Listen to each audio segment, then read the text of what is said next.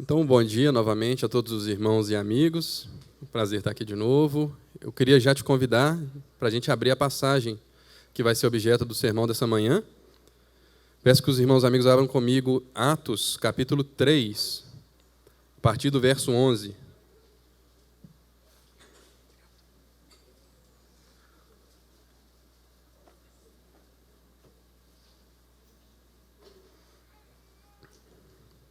Livro de Atos dos Apóstolos, capítulo 3. A gente vai ler a continuação da passagem que pregamos na semana passada. A gente vai ler a partir do verso 11 e vamos até o final do capítulo. Então, o versículo 11 vai começar dizendo assim: Apegando-se ele, a Pedro e a João, todo o povo correu atônito para junto deles no pórtico chamado de Salomão. À vista disso, Pedro se dirigiu ao povo, dizendo: Israelitas, por que vos maravilhais disso? Ou por que fitais os olhos em nós, como se pelo nosso próprio poder ou piedade o tivéssemos feito andar? O Deus de Abraão, de Isaque e de Jacó, o Deus de nossos pais, glorificou a seu servo Jesus, a quem vós traístes e negastes perante Pilatos, quando este havia decidido soltá-lo. Vós, porém, negastes o santo e o justo, e pediste que vos concedessem um homicida. Dessa arte matastes o autor da vida, a quem Deus ressuscitou dentre os mortos, do que nós somos testemunhas. Pela fé em o nome de Jesus é que esse mesmo nome fortaleceu a esse homem, que agora vedes e reconheceis. Sim, a fé que vem por meio de Jesus deu a este saúde perfeita na presença de todos vós. E agora, irmãos, eu sei que o fizestes por ignorância, como também as vossas autoridades. Mas Deus assim cumpriu o que antes anunciara por boca de todos os profetas, que o seu Cristo havia de padecer. Arrependei-vos, pois, e convertei-vos para serem cancelados os vossos pecados, a fim de que, da presença do Senhor, venham tempos de refrigério, e que envie Ele o Cristo, que já vos foi designado, Jesus, ao qual é necessário que o céu receba até os tempos da restauração de todas as coisas, de que Deus falou por boca dos seus santos profetas desde a antiguidade. Disse, na verdade, Moisés: O Senhor vos suscitará dentre vossos irmãos um profeta semelhante a mim. A ele ouvireis em tudo quanto vos disser. Acontecerá que toda alma que não ouvir a esse profeta será exterminada do meio do povo. E todos os profetas, a começar com Samuel, assim como todos quanto depois falaram, também anunciaram esses dias. Vós sois os filhos dos profetas e da aliança que Deus estabeleceu com vossos pais, dizendo a Abraão: Na tua descendência serão abençoadas todas as nações da terra. Tendo Deus ressuscitado o seu servo, enviou-o primeiramente a vós outros para vos abençoar, no sentido que cada um se aparte de suas perversidades. Amém. Vamos orar uma vez mais. Senhor, nós estamos diante da tua palavra e nós confessamos a nossa inadequação para entender uma palavra de alguém que é santo. Ó Senhor, se não for pelo trabalho do teu Espírito Santo, naquele que fala e naquele que ouve, Senhor, a tua palavra não será compreendida, e por isso nós nos colocamos na tua dependência e pedimos que o Senhor a abra, que o Senhor a desvende, e que ela encontre, Deus, ouvidos abertos e corações dispostos a te obedecer, Senhor. Fala conosco, esse é o nosso pedido, Senhor, em nome de Jesus Cristo. Amém. Meus irmãos, então, como eu disse, esse é o discurso que Pedro proferiu na continuação daquele sinal que a gente estudou na semana passada. Na semana passada, a gente pegou os primeiros 10 versos desse capítulo, onde nos é narrado a cura de um aleijado, de um coxo de nascença. Então, depois que Pedro e João realizam esse milagre, no poder, em nome de Jesus, no poder do Espírito Santo, Lucas não diz, mas provavelmente o que acontece é que eles estavam subindo para a oração da hora nona, isso ele diz. Provavelmente depois, então, dessa oração, eles saem ali pelo portão, da Porta Formosa, e a multidão se aglomera em torno deles, e Pedro aproveita a ocasião para fazer esse discurso. Gente, esse discurso ele tem uma mensagem clara, um apelo claro, que a gente vai ver daqui a pouco. E Pedro vai dizer uma coisa que eu acho que todos nós somos capazes de nos relacionar. É que a ignorância nos leva a fazer, ou pode nos levar a fazer péssimas escolhas. É ou não é verdade? Eu acho que todo mundo vai concordar com isso. Quem já passou por algum aperto aí na vida com cardápio de restaurante em outra língua, ou que esteja fora assim da sua zona que normalmente você come, passa a ver aquele negócio lá, você não sabe o que é. Eu, uma vez, eu sempre gosto de ilustrar com as minhas mancadas, né? Uma vez, eu viajei e fui trabalhar na Alemanha, durante uma semana, 2, não sei. E falo absolutamente nada de alemão. Então, cheguei lá na viagem e fui para o hotel, fiz check-in no hotel, e estava varado de fome. Muita fome mesmo, e então só tive força assim, de deixar as coisas no hotel e sair para explorar a região para tentar achar um restaurante que eu conseguisse matar a minha fome. E aí, rapidamente, eu descobri que eu estava num hotel que não era muito bem localizado. Não tinha pouquíssimos restaurantes assim na região. Era uma zona mais assim, com alguns comércios, na maior parte de casas, né? Então, quando eu estava quase desistindo, assim, hoje vai ser dia de dormir com fome mesmo, eu vi uma bodeguinha, assim, um lugarzinho lá com uma placa do lado de fora, assim. Aí a placa estava escrita assim: pizza. Nada mais, nada menos. Falei, é a minha salvação. É praticamente a linguagem universal da alimentação, né? Pizza não tem jeito, não tem erro. Atravessei uma avenida grande e fui para esse lugar. Na hora que eu entro nesse lugar que estava escrito pizza, eu me deparo com um senhor muito mal-humorado, bigodudo, que certamente assim, não parecia ser nem alemão, muito menos italiano, um balcãozinho assim do lado, e do outro lado assim do salão exatamente uma mesa. E no balcão assim tinha alguns ingredientes, quer dizer, eu acho que eram ingredientes, e uma carne pendurada assim num espeto giratório. Assim, uma pizzaria um tanto curiosa, né? Aí fui tentar me comunicar com o rapaz, né, achando que o inglês era a língua universal. Rapidamente nós estabelecemos que nem ele nem eu entenderíamos nada do que a gente estava falando. Ele não entendia absolutamente uma palavra de inglês, eu não entendia uma palavra de alemão, ou o que quer que fosse a língua que aquele homem estava falando comigo. Mas, basicamente, o que eu consegui entender é que eu tinha que escolher aqueles ingredientes e tinha que escolher rápido, porque o homem já estava meio bravo comigo. Irmãos, os ingredientes eles não eram muito processados, não. Eles eram processados assim o mínimo suficiente para eu não conseguir reconhecê-los. Absolutamente nada. Eu não conseguia olhar para aquilo ali e falar assim, cara, isso é uma cenoura, isso é um tomate. Eu não sabia absolutamente o que era que estava ali na minha frente. Então, assim, foi um grunhido para cá, um grunhido para lá. Eu fui apontando, né, 3 sim para cada não que eu falava. Fui apontando e, no final das contas, o homem foi montando uma coisa lá que hoje eu acho que é o que algumas pessoas conhecem como kebab, acho, uma coisa assim. Porque aquilo lá estava sendo chamado de pizza, passa por mim, não sei. Mas eu sei que eu fui escolhendo aquele negócio sem saber o que era. No final das contas, eu tive que escolher 2 molhos. Afinal de contas, quem escolheu o ingrediente sem saber, escolher molho era, né, só a cereja do bolo. Enfim, mas no final das contas, eu recebi um negócio enrolado num papel alumínio que dava, assim, certamente para alimentar uma família pequena durante uns 2, 3 dias, assim, fácil. Um negócio gigante. E ruim demais. Muito ruim. É uma mistura de quente e congelado, assim, que o quente dos legumes e o gelado da carne. Então, para deixar bem, para piorar a coisa. Irmãos, nesse dia eu senti o peso da minha ignorância. Eu falei assim, nossa, Deus, como é ruim você não saber das coisas. Se tem uma pergunta que eu vou fazer na glória, é essa. Assim, o que eu comi naquele dia, o que aquele homem falou comigo? Bom, meus irmãos, a minha ignorância, então, me trouxe consequências. Né? Eu tive que comer um negócio muito ruim, que até hoje eu lembro daquele gosto maravilhoso na minha boca. E Pedro vai contar de uma ignorância aqui também. Só que, diferente da minha, essa aqui tem jeito. Diferente da minha ignorância, essa ignorância, existe algo que pode ser feito a respeito dela. Talvez a minha até tivesse, né? Se eu aprendesse alemão e voltasse lá, mas não está nas minhas prioridades de vida, não. Esse sermão de Pedro, então, irmãos, a gente pode identificar nele uma divisão muito clara em 3 partes. Tá? Eu vou te falar a divisão e vou falar como é que a gente vai atacar, entre aspas, essa passagem. Então, dos versos 11 até o 16, você tem o primeiro bloco desse sermão. Pedro está falando ali sobre o poder de Jesus, ou sobre a fé no nome de Jesus Cristo. Então, esse primeiro bloco vai do 11 ao 16.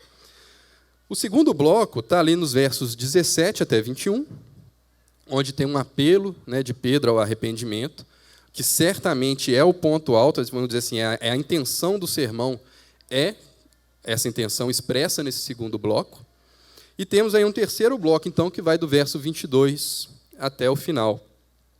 Esse terceiro bloco, Pedro vai falar sobre o testemunho dos profetas. Como que os profetas, através do testemunho dos profetas, os israelitas, e nós hoje em dia, deveríamos enxergar que Jesus Cristo era de fato, que Jesus era de fato o Cristo, né? Que ele era de fato o Messias prometido para Israel. Então você tem o primeiro bloco, com o testemunho, vamos chamar de o testemunho dos apóstolos, né, que é sobre a fé no nome de Jesus Cristo. Você tem aquele bloco do meio, esse segundo bloco com o apelo, e você tem esse terceiro bloco, que é o testemunho dos profetas. Então, claramente, o que Pedro está fazendo é o seguinte, ele, na verdade, ele quer fazer o apelo, que é esse bloco do meio, e ele está sustentando, ou seja, ele está dando os argumentos a favor daquele apelo nos blocos 1 e 3. Tá? Então, essa é a estrutura do sermão. Para a gente, né, com uma mente mais ocidental, assim, é mais fácil, às vezes, a gente pensar essas coisas numa ordem um pouco diferente. Né?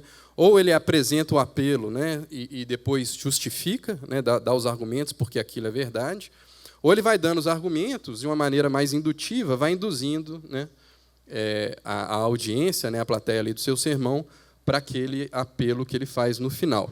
Então, como eu acho que essa, para nós ocidentais, é uma ordem melhor de entender as coisas, a gente vai atacar esses 3 blocos, então, fora de ordem. Tá?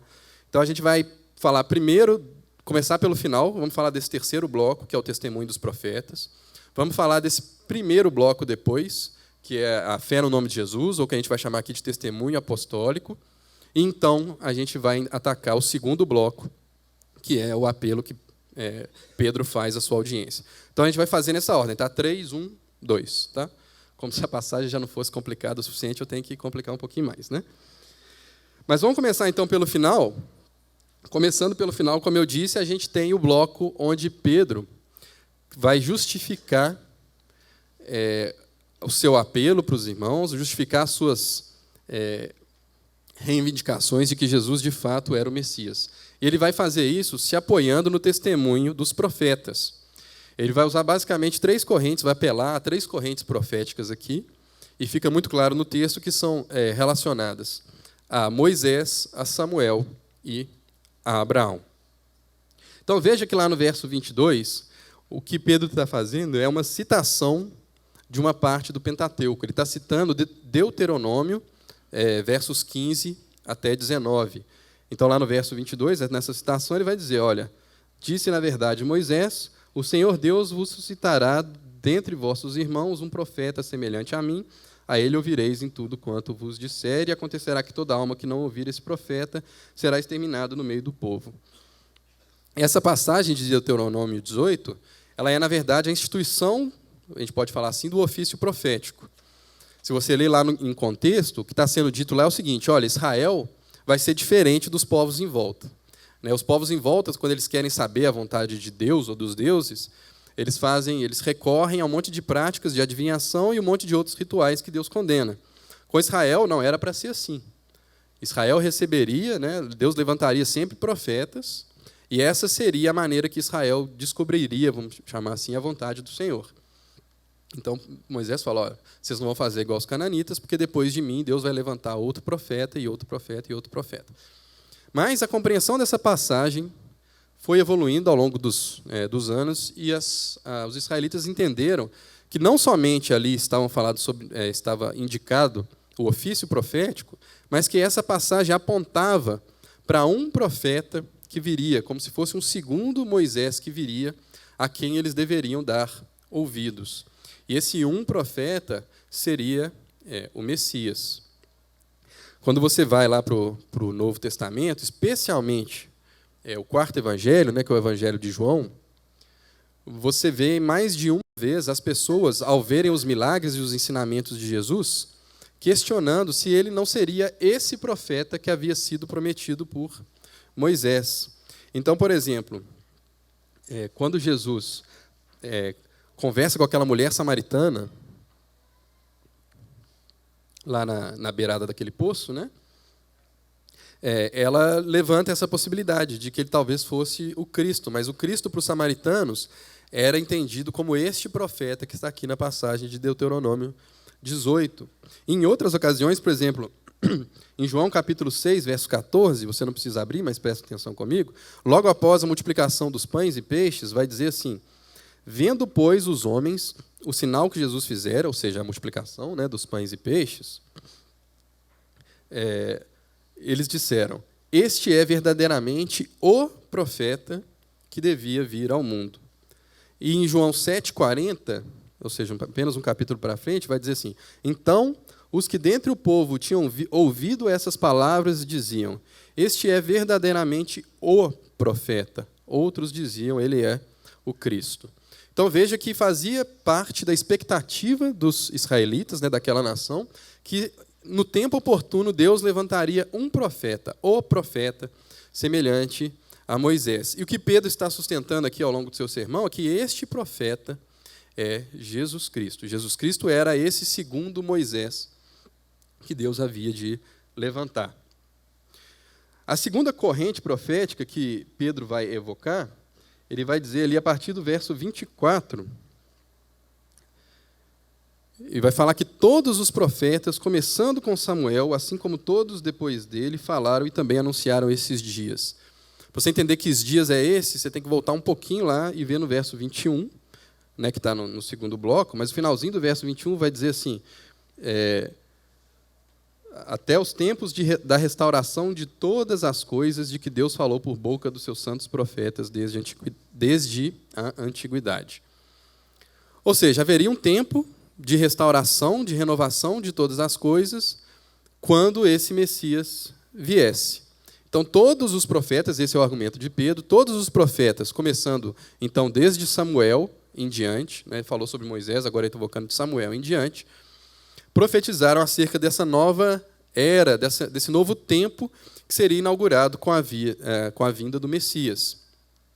É interessante porque Samuel ele não tem exatamente profecias registradas tão diretas, né, ou tão explícitas quanto essa de Moisés. Mas Samuel era o profeta, que ungiu a Davi como rei e previu, né, ou predisse sobre o estabelecimento do reinado eterno de Davi. E essa figura de Cristo, ou do Messias, como filho de Davi, havia sido uma figura muito utilizada por Pedro no seu discurso, por exemplo, no seu discurso após o Pentecostes. Então, provavelmente, quando ele fala sobre Samuel, ele tem em mente, de novo, essa figura ali do filho de Davi, a quem seria dado um reino eterno, um descendente que não seria mais retirado o seu reinado, não seria mais retirado o seu trono.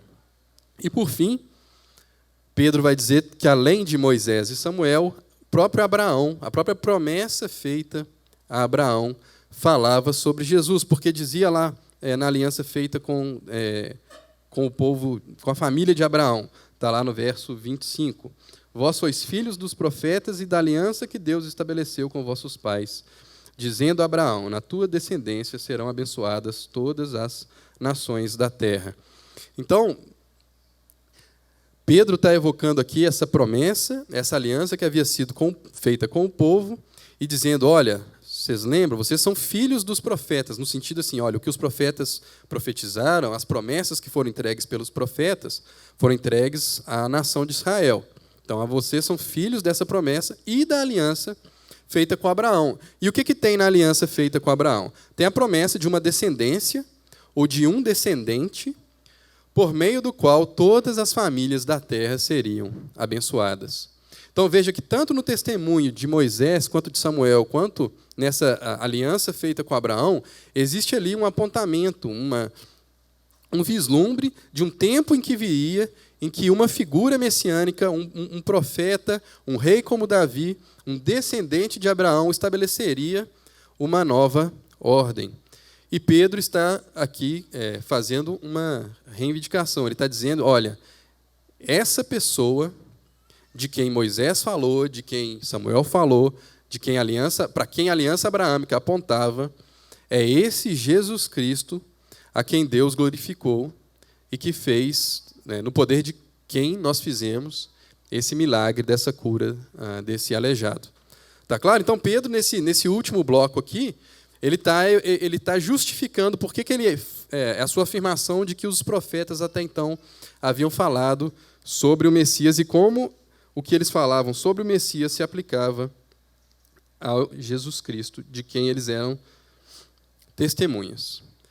Bom, esse é então o nosso terceiro bloco, que vai dos versos 22 até o verso 26.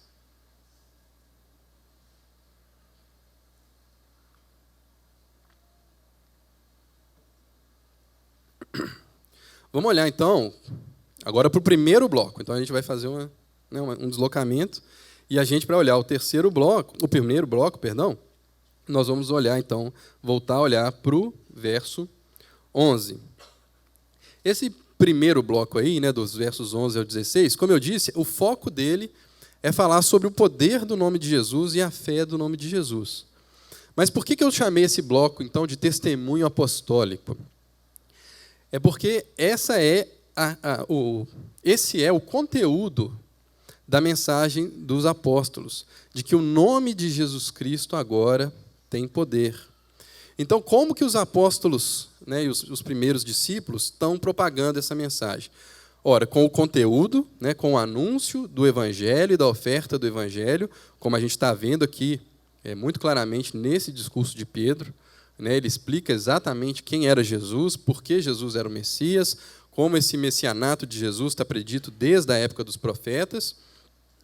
E essa mensagem, como dissemos na semana passada, ela está sendo acompanhada pela realização de milagres, que estão, então, autenticando aquelas pessoas como legítimos mensageiros ou como legítimos agentes de revelação. Então, se você olha, por exemplo, aí, o verso 15 do capítulo 3, a segunda metade dele, ele está falando assim, dessarte e matastes o autor da vida, a quem Deus ressuscitou dentre os mortos, do que nós somos testemunhas. Nós quem? Particularmente aqui os apóstolos e aqueles que faziam parte desse círculo mais interno de Jesus. Então, os apóstolos eram aqueles que haviam acompanhado o ministério de Jesus desde o início e haviam sido com eles testemunhas da sua ressurreição. A gente vê que esse é exatamente o critério que os apóstolos usam lá no capítulo 1, quando eles vão escolher o substituto de Judas. Judas havia traído o Senhor, havia se enforcado, havia morrido, se suicidado, e os discípulos entendem, então, que eles precisam escolher um substituto. E o critério para o substituto é justamente alguém que tivesse sido testemunha tanto do ministério quanto da ressurreição de Jesus. Então, os apóstolos, o testemunho dos apóstolos era o testemunho daqueles que haviam visto, testemunhado a ressurreição de Jesus Cristo. E o milagre, ou os milagres, que acompanhavam a proclamação dessa mensagem, os autenticavam como agentes da revelação.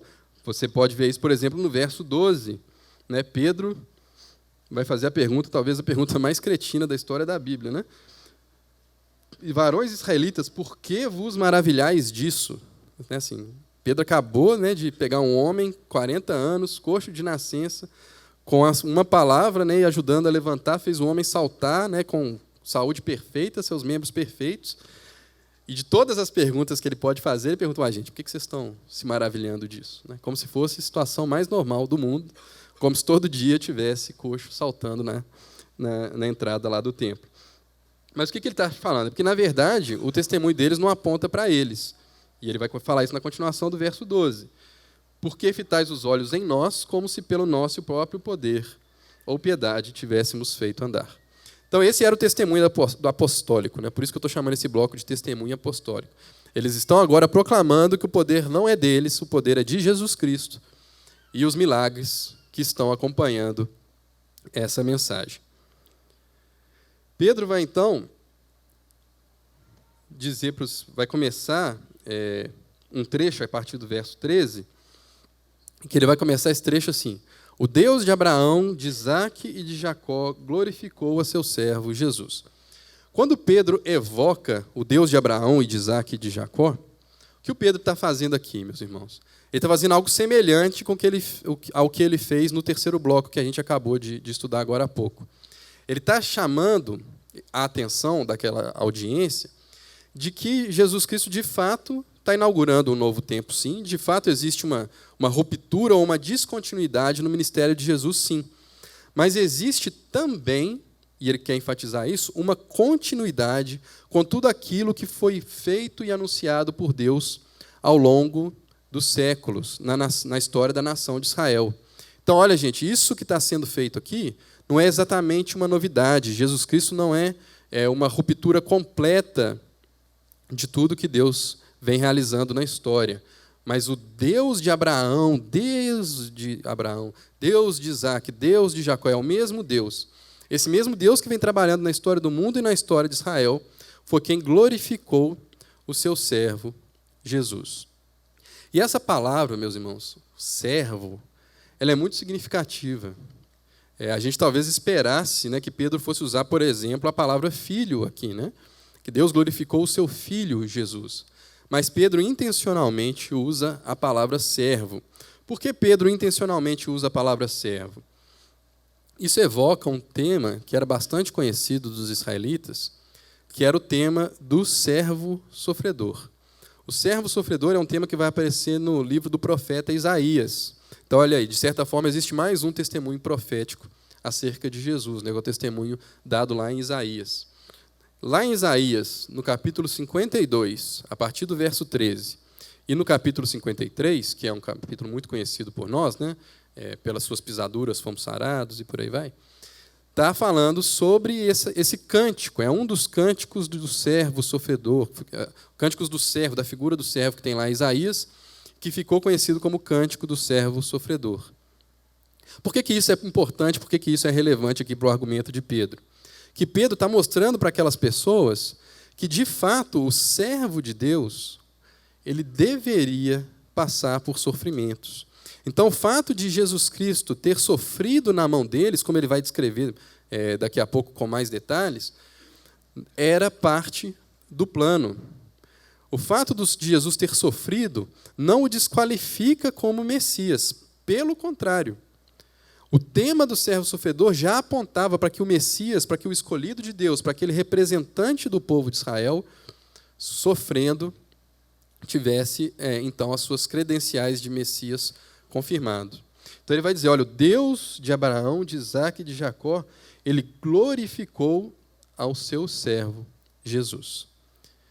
E aí Pedro vai passar por uma sessão bastante delicada agora, porque no testemunho dos apóstolos tem tudo que Deus fez, tudo que Deus vem fazendo, a fim de resgatar o seu povo, a fim de estabelecer essa nova era onde as coisas que estão erradas vão sendo corrigidas, onde as coisas que precisam de renovação vão ser renovadas. Mas ele precisa, no meio desse testemunho, dizer também para eles como que foi a resposta humana, vamos chamar assim, ao evento Jesus. Ou seja, Deus trouxe o seu servo, o seu Messias, o seu Cristo, que era ele mesmo o próprio Deus, a segunda pessoa da Trindade. Essa pessoa vem conforme os profetas haviam predito. Essa pessoa sofre conforme os profetas haviam predito também. Mas ele não é reconhecido. Vejam só que péssimas escolhas o povo de Israel fez quando se deparou com o evento Jesus. Lembra que eu falei sobre como a ignorância nos leva a fazer péssimas escolhas? Veja isso aqui. Então, isso que eu vou ler aqui está nos versos seguintes, tá? do discurso de Pedro. Então, os israelitas, podendo escolher o servo que o Senhor glorificou, no lugar, eles escolhem negá-lo e traí-lo. Podendo escolher o servo, eles escolhem negá-lo e traí-lo. E é muito interessante essa escolha de palavras de Pedro aí. Porque, gente, quando você pensa em alguém negar Jesus, de quem que a gente lembra imediatamente? Do próprio Pedro.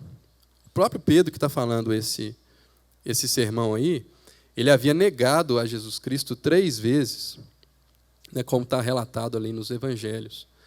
E agora Pedro entende, né, o que é que eles haviam feito, né? Então Pedro não está se excluindo de todo, né, da parte que lhe cabia nesse escândalo que é o povo de Israel negar e trair. De quem que você lembra quando ele fala trair? Judas Iscariotes, né? Essa palavra que está aqui como trair é a palavra também que é usada para entregar. Então, se você faz uma busca lá na sua Bíblia, pelo termo que está traduzido aqui como negar e trair, você vê claramente muitas das ocorrências de negar, a maior parte delas estão relacionadas a Pedro, e a de trair, muitas delas relacionadas a Judas.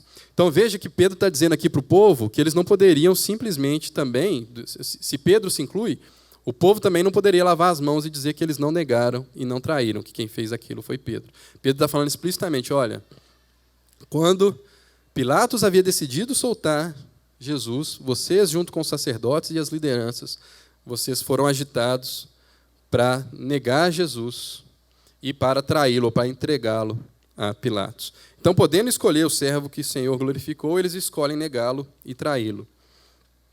Podendo escolher o santo e o justo, ou aquele que é perfeitamente santo, aquele que é perfeitamente justo, ou colocando em termos atuais, aquele que é a nossa santidade e a nossa justiça, vocês escolheram um homicida.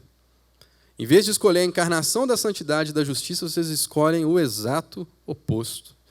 E aí, obviamente, ele está se referindo a Barrabás, né? Nos eventos finais da paixão ali, Pilatos, né, diz para o povo, olha, por ocasião da festa, vocês podem escolher, eu vou soltar um preso de vocês, então vai ser o Jesus aqui, né, que se intitula o rei dos judeus aqui, ou vai ser Barrabás?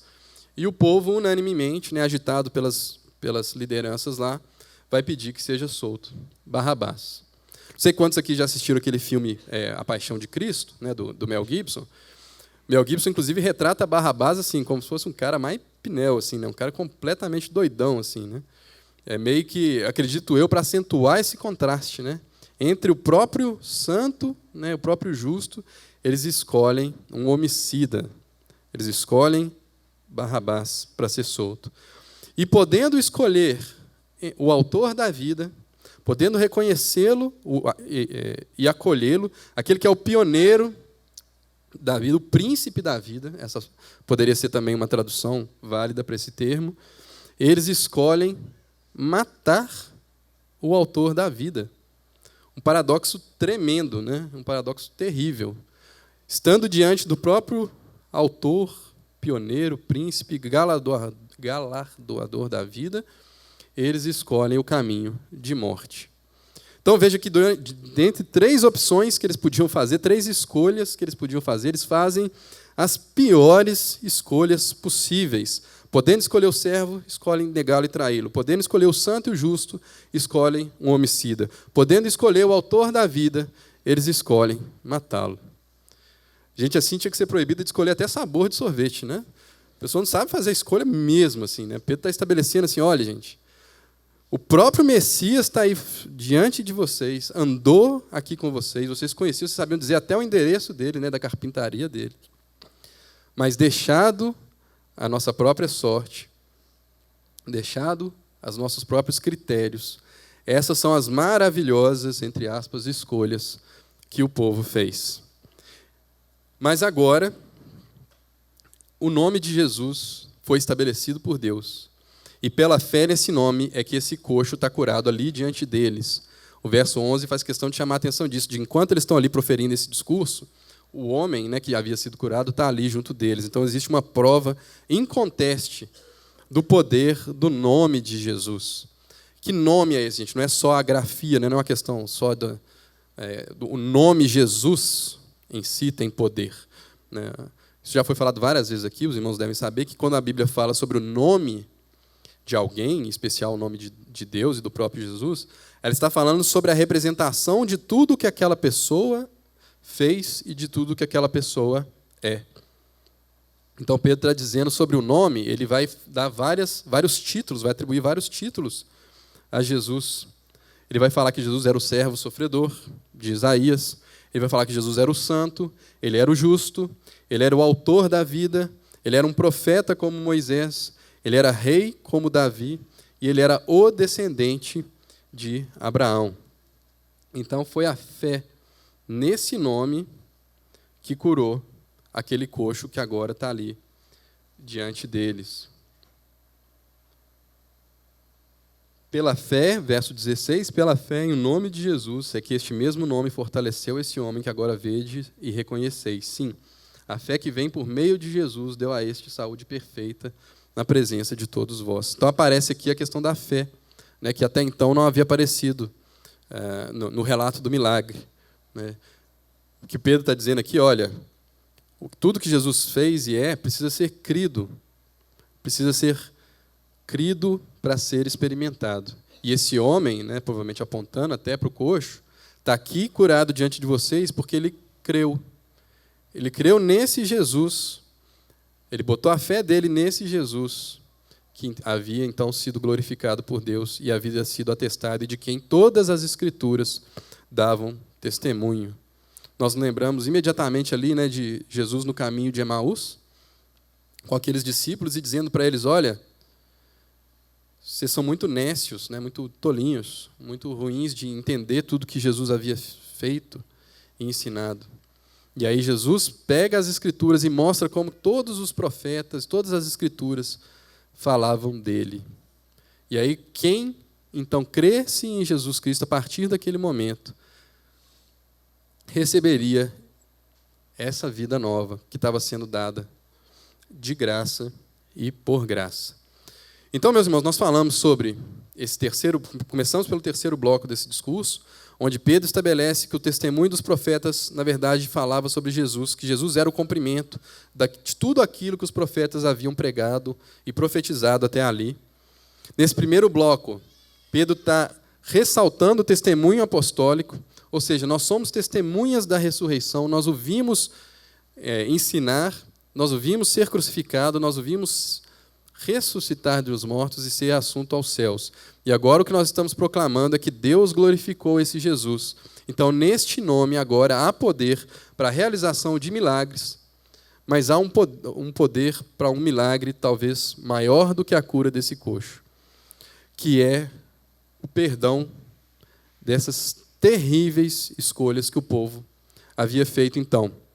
Então, a gente chega no que, na ordem, aí seria o segundo bloco do sermão, que é o centro desse sermão que está começando ali no verso 17.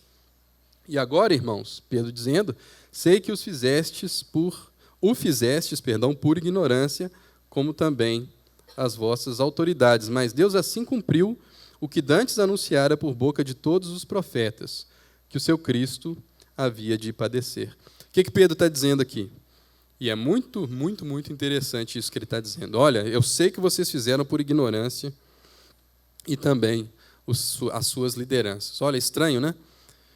É estranho dar uma aliviada nessa barra aí, quando a Escritura até então, né, nos Evangelhos, tinha sido muito incisiva em registrar como aqueles líderes, né, aqueles sacerdotes, aqueles membros do Sinédrio, da guarda do templo, haviam sido obstinados no objetivo de prender e de crucificar Jesus e de abafar aquele movimento que Jesus tinha iniciado.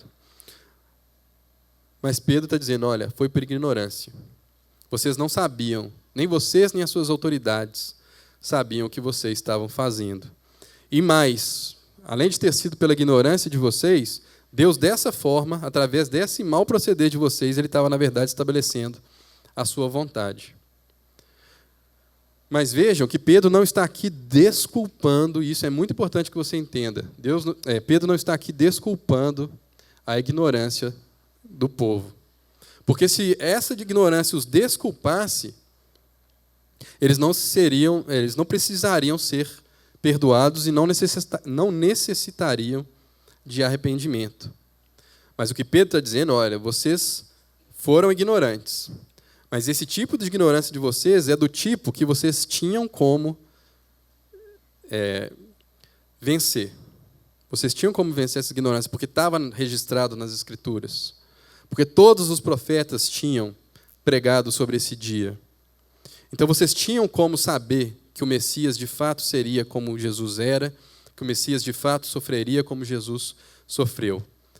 Mas mesmo vocês sendo ignorantes, a ignorância de vocês não os desculpa. Ela torna o perdão possível, mas ela não os desculpa. E por isso que ele vai precisar fazer um apelo, então, ao arrependimento e à mudança de postura, né, a mudança de atitude no verso 19.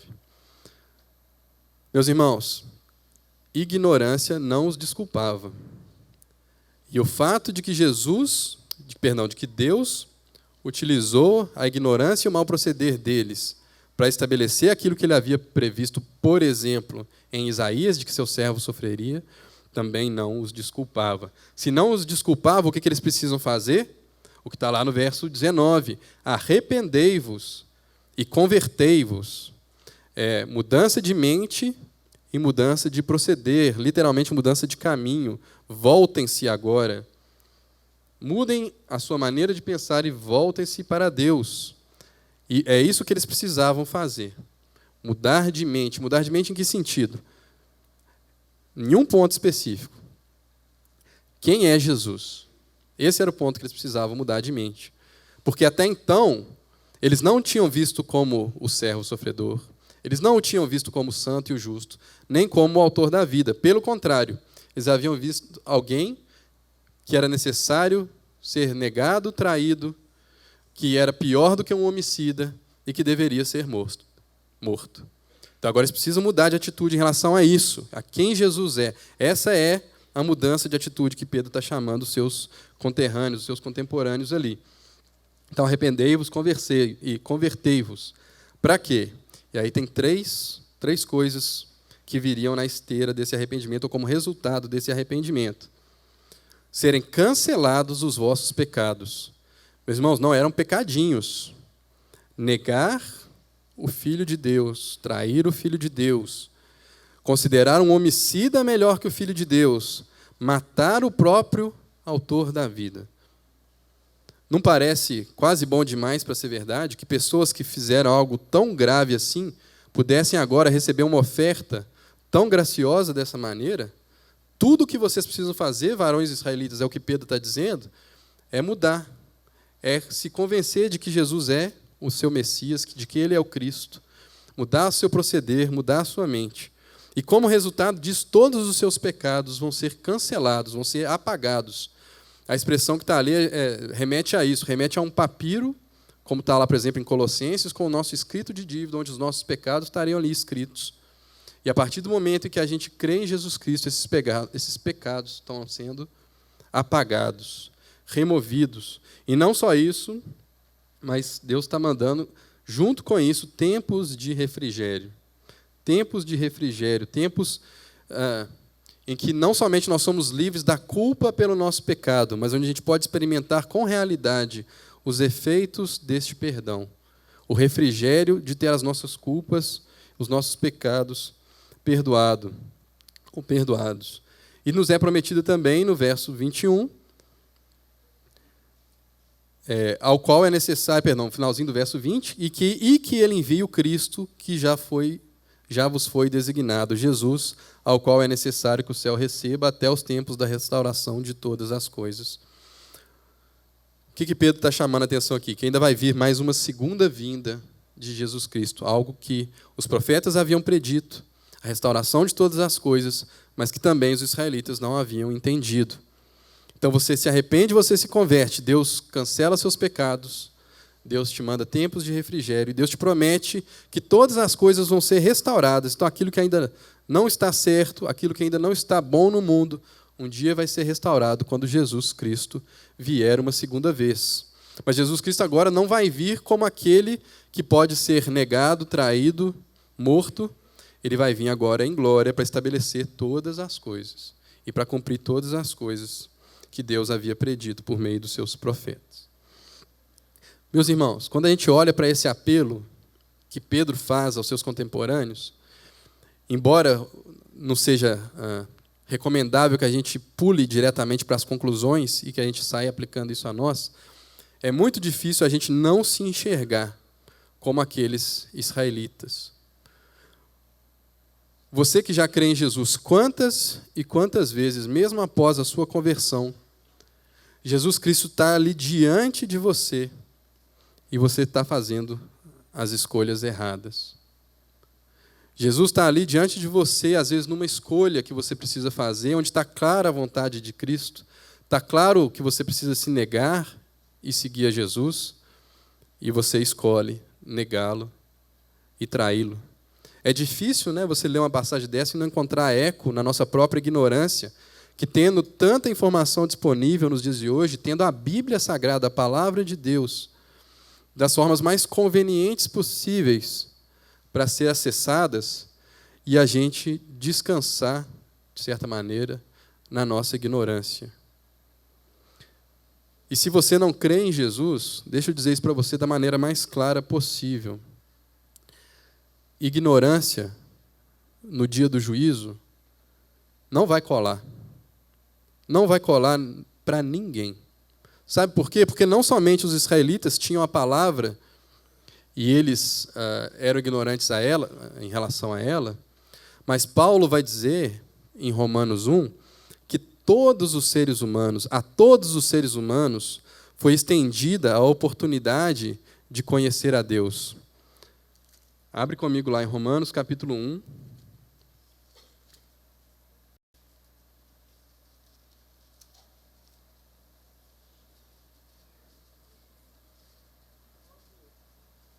Verso 18 a 20.